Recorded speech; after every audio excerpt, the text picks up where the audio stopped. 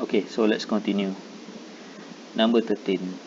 Show that the function is always increasing. Okay, so always increasing, tadi kita dah mention f prime x should be greater than 0, or your gradient should be positive, positive. And then throughout the x value from left to right should be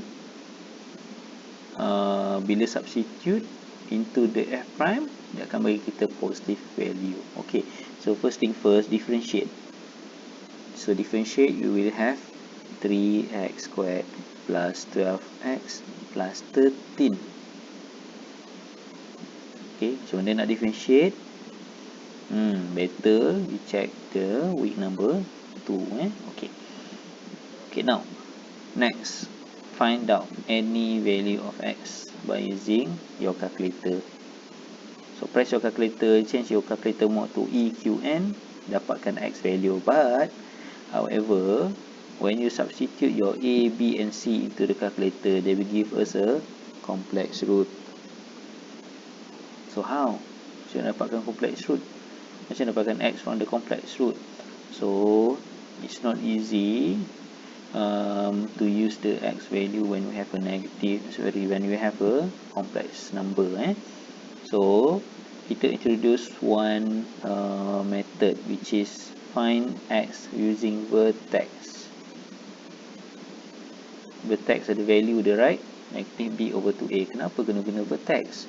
Okay, let's say you have a complex root. Complex root meaning the graph will never passing through the x-axis, right?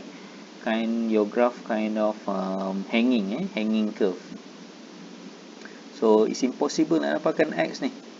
So what we need to do is gunakan vertex. So vertex can give you one value of x that lies inside the y curve over here, the curve over here. So kita gunakan vertex in order to dapatkan x value. Nak tak nak, kena dapatkan x, so that you boleh substitute into the f prime.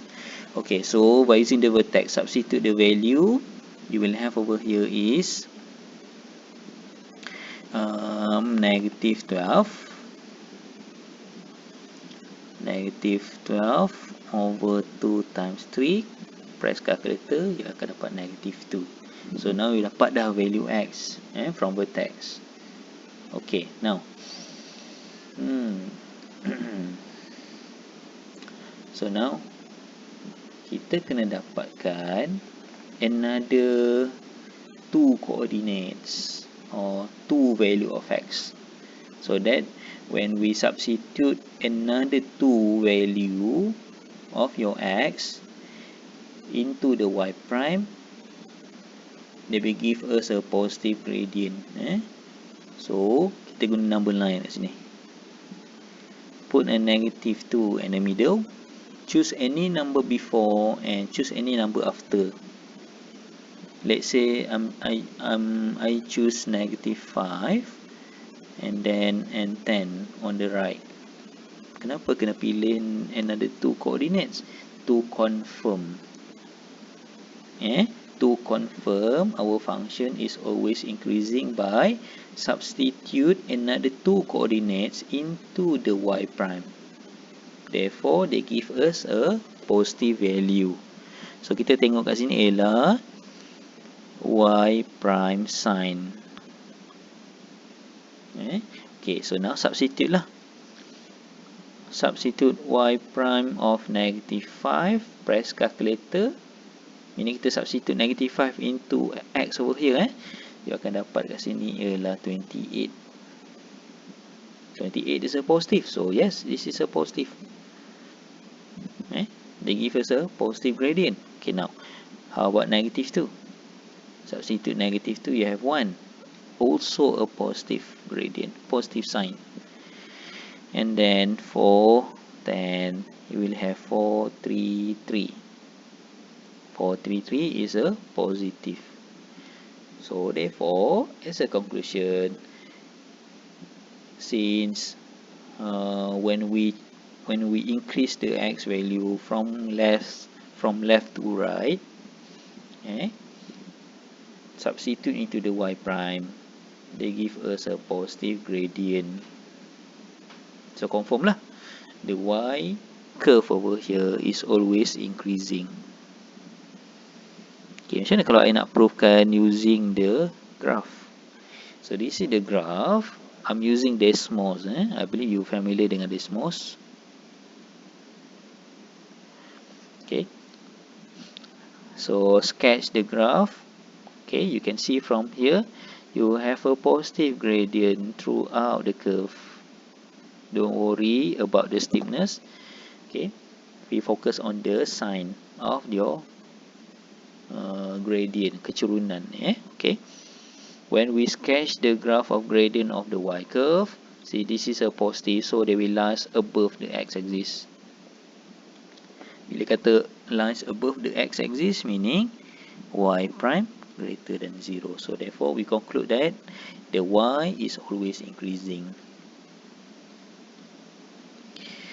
Alright, so you boleh try juga untuk number 14 here. Number 14 from 16.01. This time is always decreasing. For always decreasing, f prime x less than 0. So please use both method tadi. You boleh tunjukkan. Either you want to use the number line, choose any number. Yang these two number, you just estimate saja. Just estimate any number in between the vertex. Because for decreasing here, number 14, right after you differentiate, still you dapat complex root. So bila dapat complex root ni, susah untuk dapatkan x sebab the graph dia hanging. Okay, so dapatkan vertex. Vertex, baru you choose any number before and after the vertex. Use the same method like the previous one. Okay, so ini the graph. Tengok sini graph awak lies below the x-axis. Bila kata below the x-axis, meaning your f prime x less than 0 lah. So the graph is always decreasing. Okay, number 8. For what values of x is the function decreasing? Remember, decreasing ni f prime x less than 0. So dapatkan f prime first. Dapat 2x minus 6. Let 2x minus 6 less than 0, since we wanted for the decreasing to prove or to identify the x for decreasing. And solve the inequality, you have x less than 3. So meaning the function is decreasing at x less than 3. Okay, at x less than 3. Moving on, number 9. So the question is the function increasing, decreasing, or stationary? So for increasing, f prime x greater than 0. The first derivative greater than 0. For decreasing, f prime x less than 0. Meaning you have a negative value for your first derivative.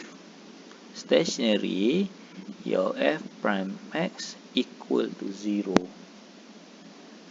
Meaning the slope is equal to 0 at stationary. Okay, don't worry about stationary. The next subtopic kita discuss specific about stationary.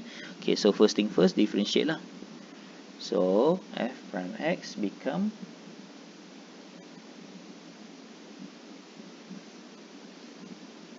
3x squared minus 34x plus 8 minus 45 plus 8. So at x equal to negative 4, f negative 4, f prime negative 4, substitute negative 4 into every x. 34 negative 4 plus 8, you akan dapat sini 192. So 192 is greater than 0. So bila kita greater than 0, therefore ataupun since 192 greater than 0, therefore the function is increasing at x equal to -4.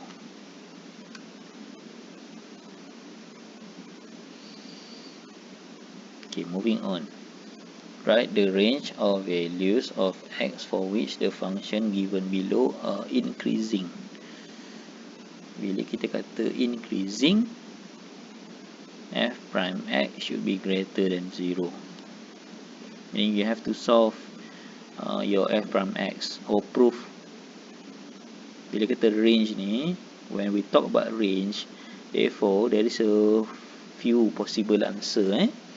Whether you have value that bounded by these two, your x bounded by these two value, or maybe x greater than one value, or x is less than one value.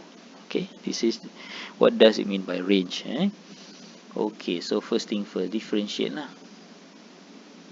It's become 6x squared minus 6x minus 36.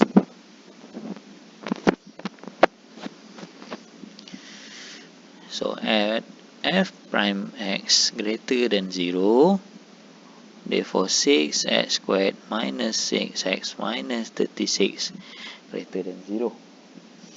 So factorize, because we need to find the x value, we need to solve this inequality. So x minus 3x plus 2 greater than 0. So the only method to solve the inequality is by using the sign diagram. Remember in the last trimester in the calculus, we learn on how, in the mathematics 1, we have to use the sign diagram in order to solve an inequality. So kita kata sini, by using sign diagram, we let x minus 3 greater than 0, always let both factor greater than 0. So solve, you have 3 and x greater than -2. Baru you sketch the number line. -2 on the left, 3 on the right. Okay, put an arrow for both. When you have an arrow, put a positive. If you don't have an arrow, put a negative. Multiply these two signs, you have positive, negative and positive. So since we look for greater than, so therefore the answer will be, we look for the positive answer. So therefore the answer would be x less than -2 or x greater than 3.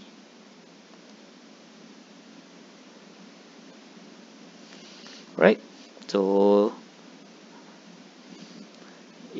you can try the rest of the question from delta, and you come back later for the next video. Thank you.